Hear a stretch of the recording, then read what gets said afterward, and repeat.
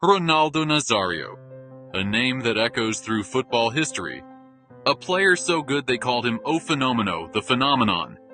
He destroyed defenses, won 2 Ballon d'Ors, lifted 2 World Cups, and redefined what a striker could be.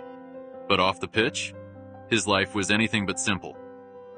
This is a story of love, scandal, and redemption.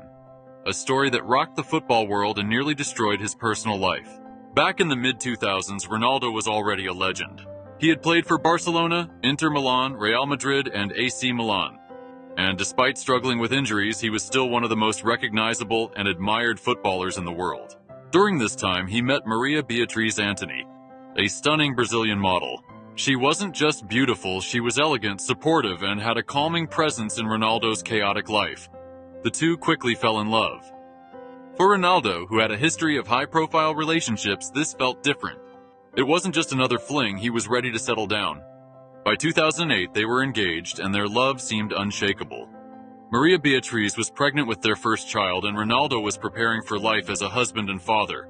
But then, everything changed. One night in April 2008, Ronaldo was in Rio de Janeiro, his hometown. While Maria Beatriz was resting at home, Ronaldo decided to go out with some friends. At some point during the night, he left the club and invited 3 women back to a hotel room in Barra da Tijuca, a luxurious neighborhood in Rio. But what he didn't know? They weren't who he thought they were. The next morning, news broke that the 3 women Ronaldo had taken to the hotel were transgender escorts. And one of them, Andrea Albertini, decided to go public with the story.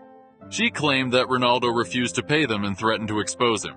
The media exploded. It was a global scandal. Newspapers in Brazil, Spain, and Italy ran headlines calling it the biggest humiliation of Ronaldo's life. Fans were stunned, his sponsors were furious, and his image as a footballing icon was under attack. Instead of hiding, Ronaldo immediately went public. In a press conference, he admitted that he had invited the women back to his hotel, but claimed that he was tricked, and that it was all a setup. He denied any wrongdoing, but he called it the biggest embarrassment of his career. His sponsors, including Nike and Coca-Cola, were considering terminating their contracts. His team at the time, AC Milan, wasn't happy either. But the biggest question was, what would Maria Beatriz do? Maria Beatriz was devastated. Their wedding was weeks away. She was carrying Ronaldo's child.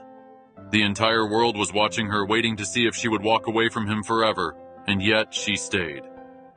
Despite the scandal, despite the humiliation, she chose to forgive Ronaldo. She believed in him. She believed that what they had was real and that one mistake, no matter how big, didn't define their entire relationship. A few months later, they moved past the scandal and got married. They had 2 children together and built a life beyond the headlines and controversy. For many athletes, a scandal like this would have destroyed their legacy. But Ronaldo wasn't just any athlete. After the incident, he focused on his family and football. He worked hard to regain his image, and though his career was winding down, he still had one last comeback. In 2009, he returned to Brazil to play for Corinthians. Many doubted him. They said he was finished. But in true Ronaldo fashion, he proved them wrong. He led Corinthians to 2 major trophies, showing flashes of the brilliance that made him a legend. Eventually, in 2011, he retired from football. And despite the scandals, despite the controversies, he left the game as one of the greatest players of all time.